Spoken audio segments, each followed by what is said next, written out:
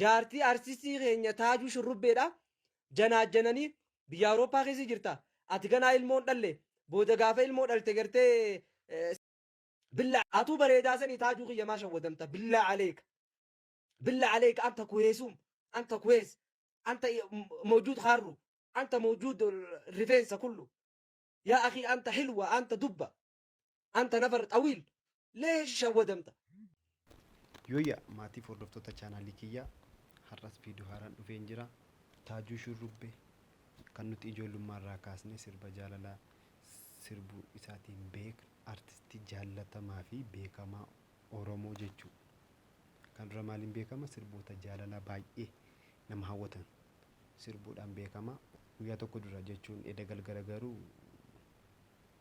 waan baay'ee nama gaddisiisu tokko hojjetee jira. Haadha warraa isa baay'ee jaallatu biyya keessaa fuudhee biyya hambaa geessee waliin dhala godhatanii daa'ima tokko godhatanii jaalalaan jiraatan guyyaa tokko dura ajjeesuun harka kennee jira. Anillee akka tasaa amma dhaga'ee informationii kan maatii channelii kiyyaan ga'uuf jedhee tanan anillee saayitii garaagaraa YouTube channelii garaagaraa rifeer godheen ture sana walumaan laalla gara viidiyootti.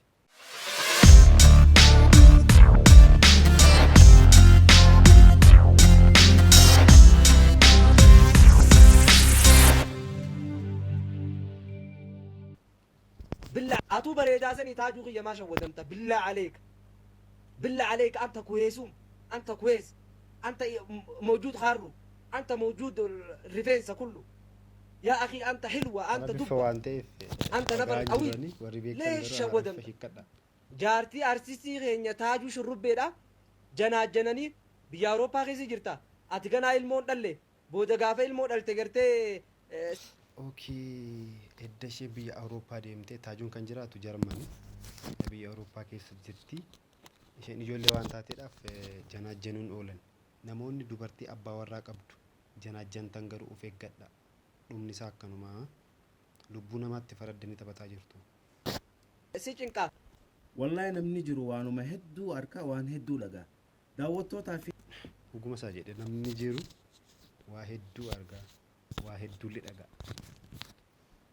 kabajamtoota keenya kan biyya alaatiif biyya keessatti argamtan salaamtaan tinya isin bira haa geessu jecha akkuma beekamutti waan guyyaa har'aa karaa miidiyaa kanaan naannawaa jiru dhimma Taajuu irratti waan tahee akkasumatti gama feesbuukaatiin hawwani na aarsu dhugaadha dhalaan amaluma akkanaa qabdi. Warra Taajuun intala ajjeesa jee feesbuuk irra maxxansu santuu garaa nama guba. Innilleen jaartiin jalaa deemuu qofa osoo hin taane wanni akkanaa gizee ololni irra banamu hedduu nama aarsa akka nama tokkotti akka kiyyatti gizee yaadu.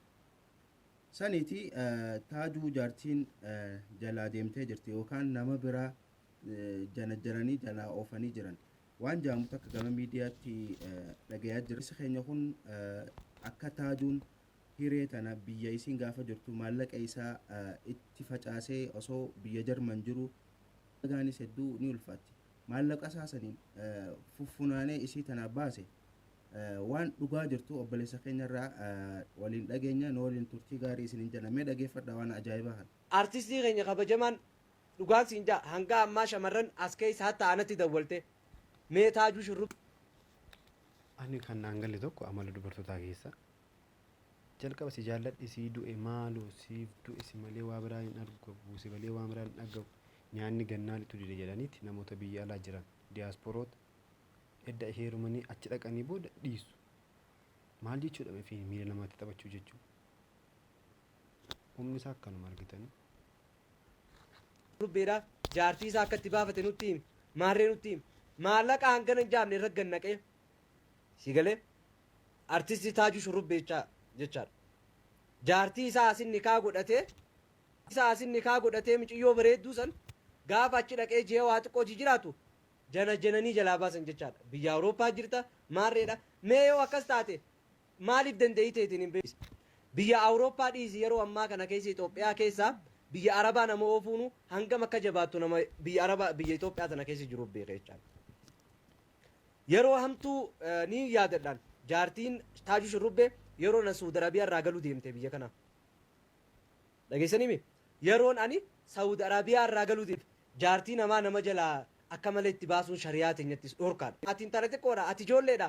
Barnoota marree sin godhu jaanii jaartii artistii keenya Taajuu Shurrubbee ta'inni asii laffahee baafate. Saar argee kanarra Taajuu Shurrubbeerra nama sii caalu jira. Is waama jaalala jaanu sirba Taajuu Shurrubbee irratti akka dhageessanii dagatte obboleettiti. Lalla jaalu keessa wayii sila ansi liqimsaa nan dabartu kokke keessa yaafa yoo eessaan si geessa. Sirba mi'aawaa damma daammuu kana isarraa wayi silaa isa kana jaarsa kiyyatee jechaa gaafaa jirtu garaa laaftee Taajuu kiyya Taajuu Shurrubbee kiyya yaa kaarruu kiyya yaa mirxiqishoo kiyya jechaani amma gaafa inni laffahee Itoophiyaa keessaa bahuun hin danda'amne san keessaa si baasee jennaan ati itti lafaatu sanii si guba. Ati jaalala isiitiif isii sobamtee laal Awurooppaa miti biyya Arabaatu dubartii fiddee awoo Taajuus waan irraa shawwade atuu bareedaa sanii Taajuu kiyya maa shawwadamta billaa aleeka billaa aleeka anta kuheesum anta kuhees anta mawjuud khaarru anta mawjuud intala miciyyoon dhugaadha bareedoomina ni bareeddi xiqqoo dhalleedha haa ta'u garuu Taajuu Shurrubbee kiyya nama laal nuti dhiirri argeetu mee waa isin immoo yaa nuti dhiirri argee kun waan takka qabna ilma namaa kana garaa bah ani dhikkoo dhiisee jira maaliif gaafa Suudi Arabiyaatti dhiisee jira waasan alhamdulillah narraa hafee jira garaa akkasii baa godhanii baqeessanii garaa nama dura kaawusan yellam laal ani kan madura waan godhan beeytanii uffata aadaatiin gurgura Itoophiyaa irraa fidee Suudi Arabiyaa keessatti namnummaan ani Harargee kiyyaa jee sawwaaqa hunda dalagachiisu olluma kiyya galee maallaqa ifumaan hojii guyyaa dalagaa dhabee ganama subii dhufee na kaasa abuu warra dalagaan hin jirtu jee fidee shorxaa bakkaan arrafuun na fidee riyaala kuma jaa namaan ani bar laal namaan ani akka fira jee bar fira jee laal namni keenya garaa kana laafa abuluu kiyya gizee yaa dhiiraa argee dhaggeeffadha dhiiraa argee dhugaan siin jaa dhaggeeffadhu garaa laafummaa dhiisi garaa laafummaan tu laal akka dhiiraarsii tana ta'e akka dhiiraarsii tana ta'e dhiirri arsiidha ummata nagaranya yoo nagarii taate ummata arsiitu nagariidha Oromoo keessa maaliif ummata dubbii xiqqishoo takka sibiraa fudhatee ka'ate as wajjiteessu mana duuba garagalee haaseesitti dubbii haasoftaniis achi garagalanii laal ummanni amma laal dirree xayyaara irraa dhufeetiin fuudhaa mijara kana qarshii hanganaan jaan bakka hanganaa deemuudhaaf qarshii hanganaan jaan baraadaa abbaa asaasaa farraa dhufan dodolaa farra makiinaa duuba garagalaniiti abuu akkana jeeti kame akka kunni baasa waliin haa deemnu baqa yoon taanes hin taane baqa jaanii asuma laal ab keenyoo taate awoo asumatti ati maal taate baleessoo nama keenya inni si dhufne nuti ati maaliif akkana jeetuma asuma bashaqsi godha Harargee yoo taate shuuf alee kanaaf jennaan dhiirri Harargeedha piliis rabbii jedhaati of qabuu laala amma Taajuu Shurrubbeedha magaalaa Jarman keessa taatu durirraa kaasee hanga amma qarshii takkaan aruusa isaanii hunda osoo wanti injii saayee bajee dalagaa fi ture arra garuu irra deebi'anii jaartii isaa jalaa baafatan jechaadha namnumti inni gartee obboleessa kiyya jee wajjin jiraatu namumti inni waliin wanti iju jechaadha dubbii tana si galee dubbii tana meen ilaalta mee ati obboleettiitiyya inni yeroo nama baafatu hamtuu san keessatti yeroo Itoophiyaan lolaan akkasii guutamtee namni kara guru wallaale san keessatti si galee yeroo san keessa si baafate biyya tana keessa Taajuu Shurrubbeedha jaalalaawu Taajuu Shurrubbee rabbarti jaalalaawu garuu inni ilaa ammaa dhalaan kunoo Itoophiyaa keessaa mee unoo warri Awurooppaa jiru hundi aboo Taajuu Shurrubbee akkamitti jaartii isaa baafate nutillee inni baafannaa jaariin adda waliin gaafatan mee xariiqa inni baafate san har'a jaartii isaa wajjin nyaachaa jalaa baafte jechaadha maal faayidaa qaba jaartii walii yaa obboleessoo bishaan dhalaa bishaan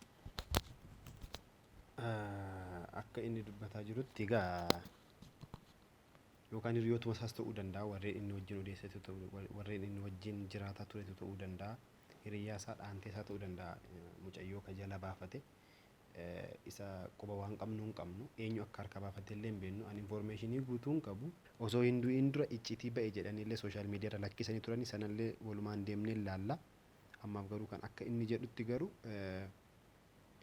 edda achi geessee achitti edda inni fudhatee booda mucayyoo kana gorsanii janatiiti jalaa fudhatan jechuudha jalaa baafatan jechuudha innillee sanuma aaris ta'u sekendii itti aartetti immoo wanta murtoon ati murteessitu jireenya kee murteessiti haati warraa Taajuu Shurrubbee osoo hin du'iin dura wantoota isheen dubbatte jechuudha.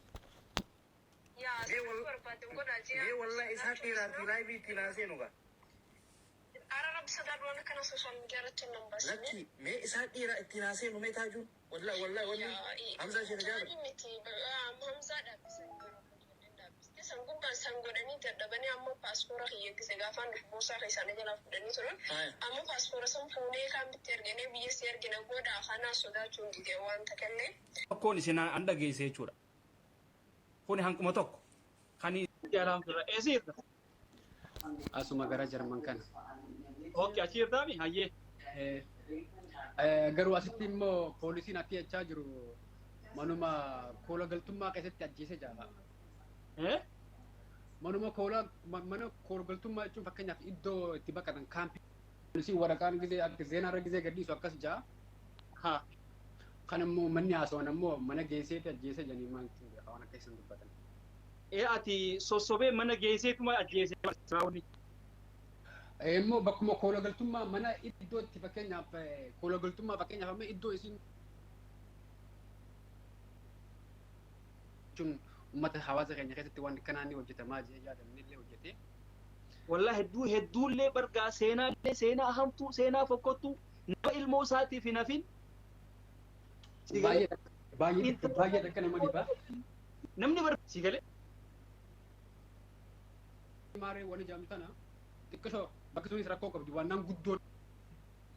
Waliin ture garteemi. Bultiidhaaf waan. Egaan guys viidiyoon kiyyaarraa kana fakkaata. Haganaa danda'ametti chaanalota garaa garaarraa walitti qabee ilaaluu yaadeen ture. Dhugaan jirtu ammallee hin beekamne haga Taajuu Shurrubbeen afaan isaatiin dubbatutti sababoonni hin beekaman. Haga Taajuu Shurrubbeen afaaniin dubbatutti sababni kanadha jennee dubbachuu hin dandeenyu. Maaliif sababa kan beeku tokko isa qofa kan ajjeesellee isa waan ta'eef wanti isa aarse maal akka ta'e isuma qofaatu beeka. Kanaafuu ammaaf sooshaal miidiyaa irratti kan odeeffaman akkuma odeeffamutti ta'anitti garuu haga inni dubbatutti haga inni afaan isaatiin dubbatutti eeguun irra jiraata jedha. Tibbana garuu akkamii yakki ajjechaa baay'ataa jira. Waaqa jaraara isaaniif haa buusu. Chaanaalii kanaaf haaraa yoo taatan sabiskiraayib godhaa yoo isin tole immoo laayik godhaa baay'ee yoo isin tole immoo sheer godhaa hiriyoota keessaniif dhufanii akka sabiskiraayib godhanii maatii ta'aniif isinan jaaladha.